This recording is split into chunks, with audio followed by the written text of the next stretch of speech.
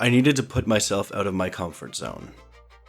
After everything I had been through that year, trauma, loss, I was delicate, fragile, and riddled with anxiety, barely leaving my house. I thought a spiritual retreat deep in the jungle could kickstart my healing, an opportunity to escape from the all-consuming rut I found myself in. I guess in some ways it worked. A 20-hour flight and $15,000. A small price to pay for salvation, I thought. But I can still feel the humid wind from the rainforest, the vibrance of the night sky, and that petrifying shriek that pierced it every night, for almost a week.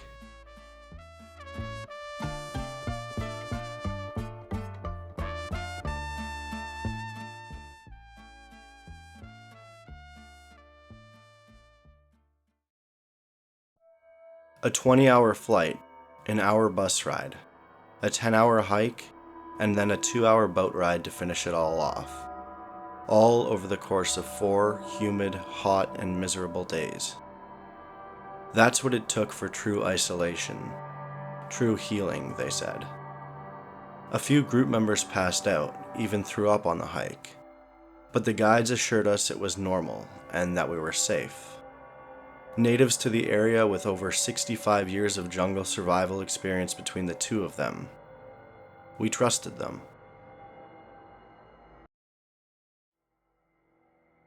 We pushed through the last few feet of dense, brush-covered trail. The jungle suddenly opened up to approximately 3 acres of stunning, vibrant land with 4 beautiful, minimalist bamboo structures scattered across the property.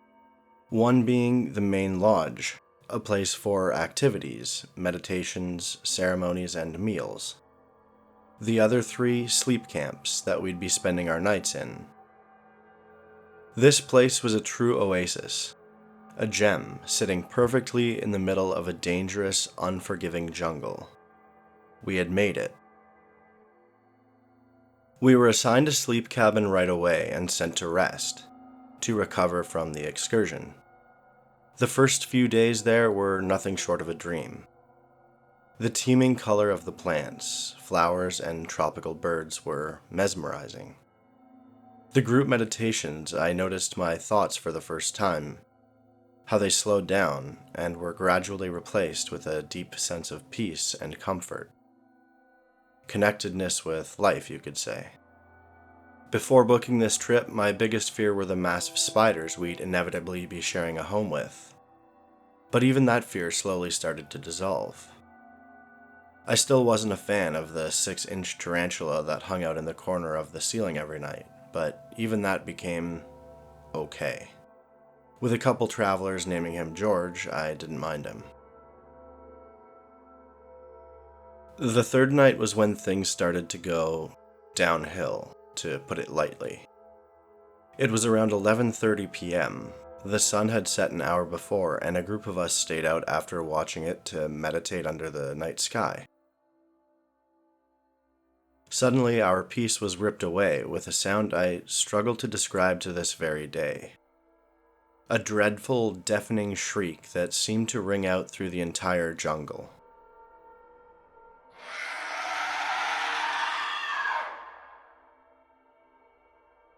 It pierced the night air and reverberated through our heads and entire bodies. Moments later, the guides emerged from the building and told us it would be wise to get some sleep. We'd be starting a ceremony early the next morning. The shriek was the main topic of the conversation that night, as all of us laid in our beds before drifting off to sleep. The conclusion we came to was most likely a jaguar. One guy from the group insisted that's what it was. He was the kind of know-it-all guy of the group. Even though it was his first time stepping foot in a jungle, he insisted he knew everything. I think we all know somebody like this.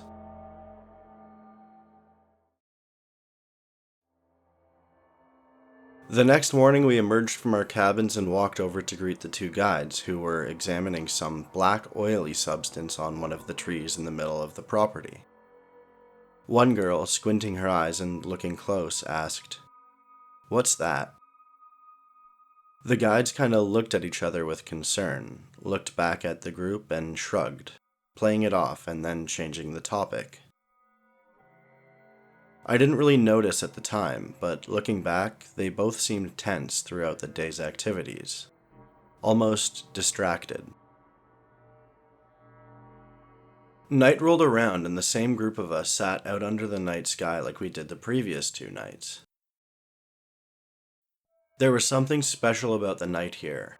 The excitement and quick tempo of the day was replaced by a content peace. Then, as if on cue, that same guttural shriek that we heard the night before rung out over the jungle canopy.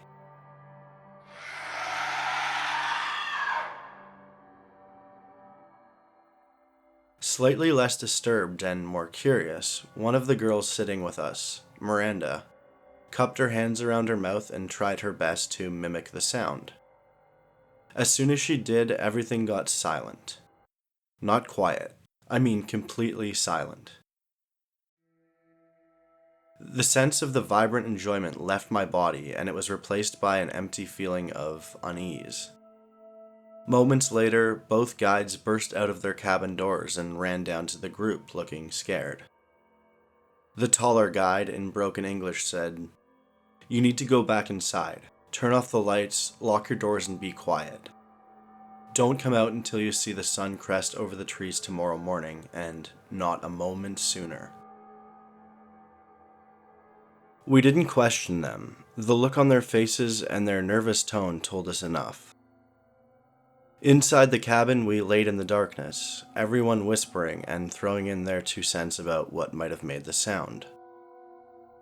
Of course, Mike stuck to his jaguar theory, explaining how they're attracted to sound and light and will systematically hunt a group of humans. I woke up the next morning to one of the group members kneeling on her bed, using her fingers to separate the blinds as she peered out the window. She looked back at me and said, "I can see the sun. I think we're okay to go out." Again, the 2 guides were out before us, but this time they were both standing in front of the camp's outhouse. Of course, there was no running water here, so whenever we had to use the washroom, it was a spooky walk, especially at night, to the outhouse. The 2 of us walked up behind the guides to get a glimpse of what they were looking at. The outhouse was covered in what appeared to be blood and hair. Long hair. Human hair. The horrified, colorless expression on their faces matched my own as I realized what had happened. The guides explained. Someone from the other cabin had woken up in the middle of the night to use the washroom, and in her sleepy days must have forgotten about the warning to stay inside. One of the guides looked at me in the eyes, a deep sense of fear. He mumbled, "Jaguar, our group is being hunted." But something about the way he said it, I didn't believe him. I mean, yes, we were definitely being hunted, and that girl was most certainly dead. Just from the sheer amount of blood pooled inside the outhouse. But a jaguar? It felt off. And what was that black oily substance that they seemed so concerned about, even the prior morning? The guides informed us that they had called for help. It was too dangerous to hike out on foot with an active jaguar hunting our group. We'd have to wait for rescue. A small cargo plane would be arriving in 24 hours, landing on a small cleared strip just beside the property.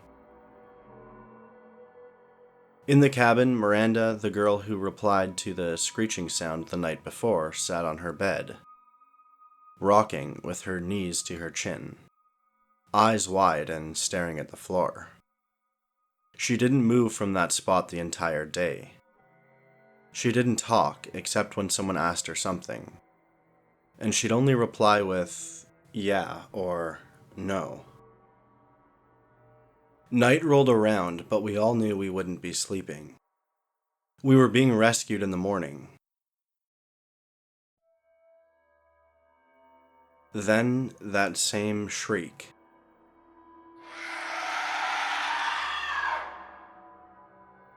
My group visibly startled, everyone locking eyes with each other. It was closer. Deafening.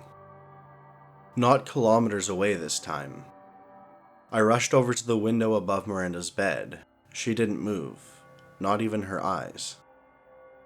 I separated the blinds as I peered outside into the darkness. I strained as I scanned the dark property line and my eyes started to adjust. Then I noticed something. Not on the ground, but at the very top of one of the trees on the property line. Maybe 50 feet from the window. As my eyes finished adjusting, the image became clearer.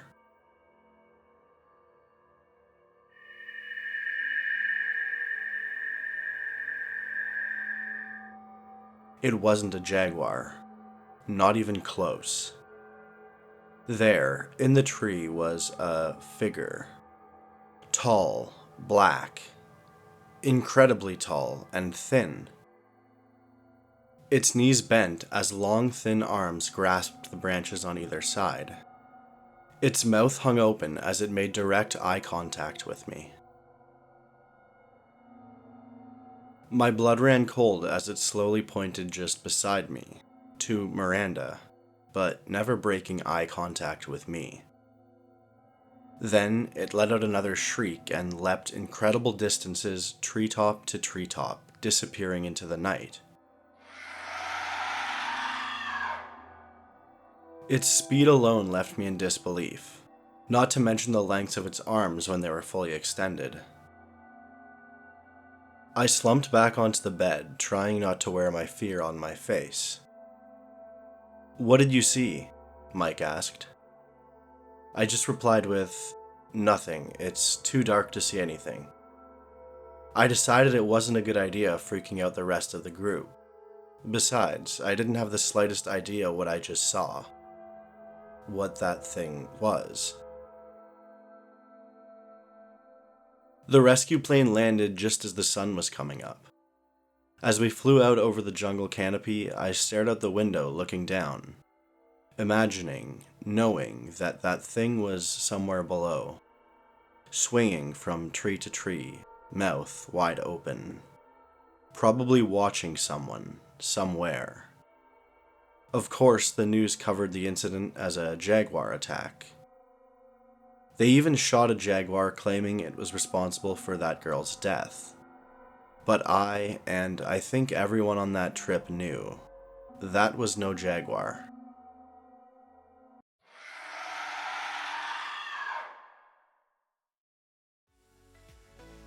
Hey everyone, thank you so much for watching. I hope you enjoyed this video. If you liked it, please leave a comment and subscribe. It really helps out the channel. Otherwise, we'll see you next video. Thank you so much, and have a good day.